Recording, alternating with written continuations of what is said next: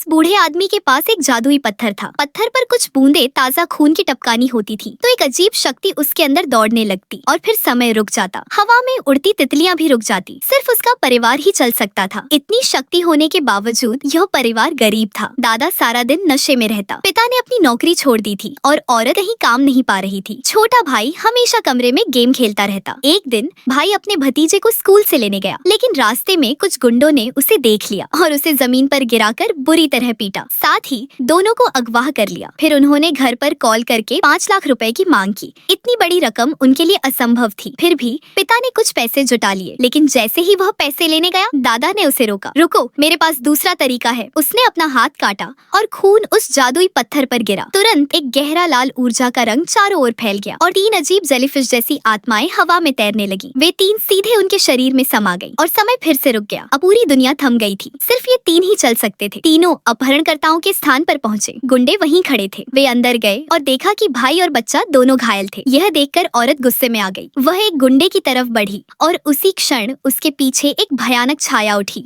उसने अपने बेटे को उठाया और उसे गले लगा लिया। जैसे ही वे जाने ही वाले थे, अचानक कुछ और गुंडे आ गए। यह देखकर सभी हैरान रह गए, क्योंकि वो भी हिल रहे थे। उन्होंने पिता को गिरा दिया, दादा को शीशे में पटक दिया और उन्होंने औरत को डंडे से मारा और बेहोश कर दिया। जैसे ही एक गुंडा उसे मारने वाला था, दादा ने टूटे शीशे को उसके पैर पे चुभो दिया। वह हमला करने ही वाला था, लेकिन दोनों एक झपकी में गायब हो गए। जैसे ही वे दूसरी इमारत से बाहर आए, उन्हें लगा कि वे जमीन पर गिर रहे हैं। बाकी गुंडे चारों तरफ से उन्हें घेरने लगे, लेकिन किसी तरह वे बचकर नीचे उतर गए। फिर गैंग लीडर ने बच्चे की गर्दन पर चाकू रख दिया। साथ ही उनके पीछे एक विशाल राक्षस प्रकट हुआ। वह इस थमी हुई दुनिया का संरक्षक था और जिसने भी उसके नियम तोड़े, वह उसे मिटा देता।